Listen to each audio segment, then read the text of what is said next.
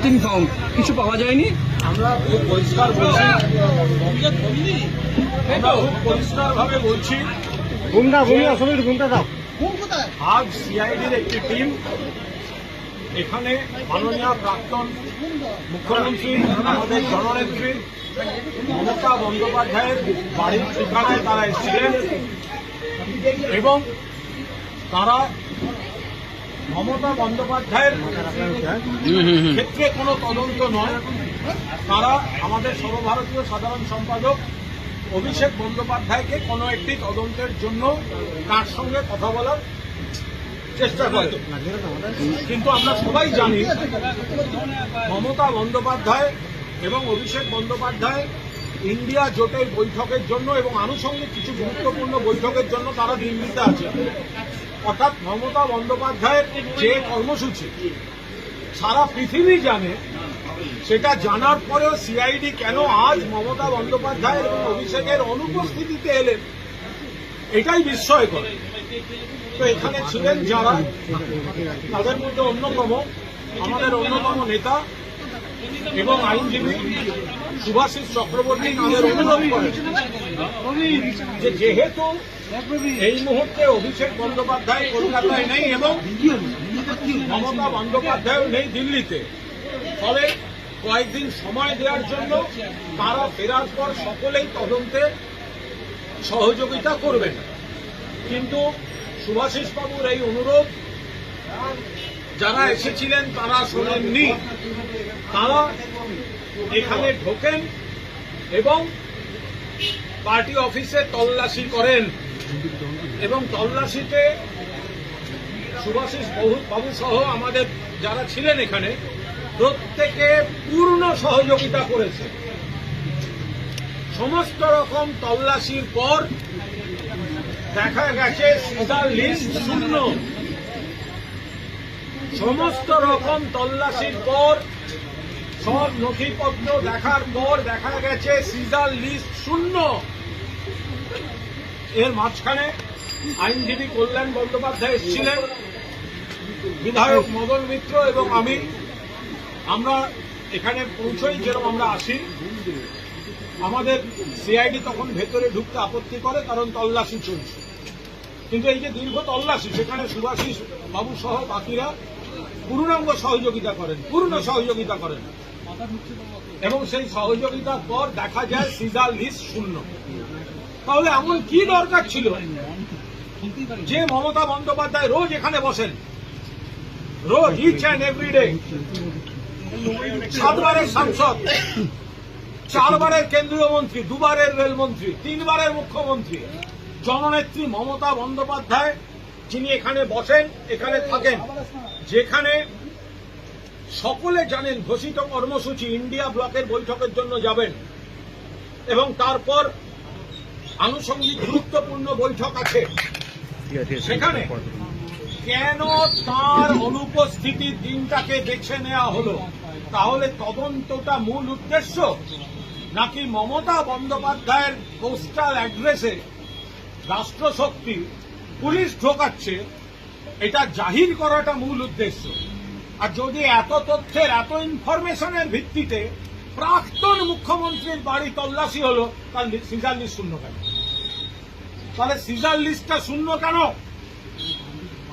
আপনারা যে তদন্তে এসেছিলেন সিজার লিস্ট শূন্য দেখিয়ে গেছেন। আমরা আবার বলছি, মমতা বন্দ্যোপাধ্যায়ের অনুপস্থিতিতে একজন মহিলা নেত্রী এবং প্রাক্তন মুখ্যমন্ত্রী একটা সময় দেশের একমাত্র ছিলেন, তার উচ্চতার জাতীয় এবং আন্তর্জাতিক পরিচিত বাঙালি মহিলা নেত্রী, হয়তো 1 মাস হয়েছে নানাভাবে তাকে বিরোধী দলের, তার দলকে বিরোধী শিবিরে পাঠিয়ে দেওয়া হয়েছে। কিন্তু তারপর থেকে যেটা চলছে একটা ভয়ঙ্কর প্রতিহিংসা, এবং আজকে সেটা সব রকম সৌজন্যের সীমা অতিক্রম করে দিল। মাননীয় মমতা বন্দ্যোপাধ্যায় যেখানে থাকেন, যেখানে রোজ বসেন, মানুষের সঙ্গে দেখা করেন, নেতাদের সঙ্গে দেখা করেন, তিনি 2 দিনের জন্য নেই। সারা পৃথিবী জানে কেন নেই এবং কোথায় আছেন।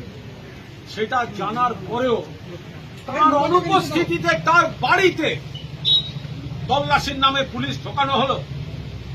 এটা বাংলা রাজনীতিতে একটা কুৎসিত নিদর্শন হয়ে রইল এবং এটা যে কত বড় প্রহসন ছিল এবং প্রতিহিংসা ছিল তার প্রমাণ হচ্ছে सीजर लिस्ट शून्य। देखिए आज यहाँ पर ममता बनर्जी के घर में हमारा ऑफिस में ऑल इंडिया तृणमूल कांग्रेस का जो ऑफिस है वो ऑफिस में सीआईडी इन्वेस्टिगेशन के लिए वो लोग आए थे। ममता जी दिल्ली में, ममता जी और अभिषेक बनर्जी जी दिल्ली में थे। इंडिया ब्लॉक का मीटिंग और follow up important meeting Subhashish Chakraborty request किया कि ममता दीदी नहीं है, अभिषेक अभी नहीं है, थोड़ा दिन मौका दीजिए। और वो तो यहाँ पर ही थे, अब 2 दिन पहले क्यों नहीं आए? तो बोले नहीं माना, पूरा इन्वेस्टिगेट किया। लॉयर कल्याण बनर्जी थोड़ी देर के लिए यहाँ पर थे, एमएलए मदन मित्रा, हम लोग यहाँ पर आए थे तो सीआईडी अंदर घुसने नहीं दिया, उनका इन्वेस्टिगेशन का मैटर है। लेकिन जब सुभाषिष चक्रवर्ती पूरा कोऑपरेट किया उसके बाद जो सीजर लिस्ट है वो है नील। सीजर लिस्ट में बड़े बड़े अक्षर से लिख दिया है नील, कुछ नहीं मिला। सीजर लिस्ट जीरो है, जीरो नील।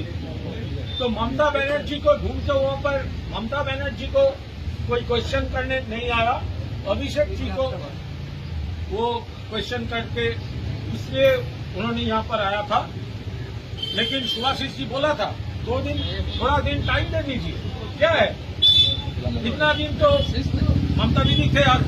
ये ममता दीदी का घर 7 times MP, 4 times central minister, 2 times central railway minister, 3 times chief minister, lady chief minister, उनका घर उनके एब्सेंस में आप ये क्या कर रहे हो?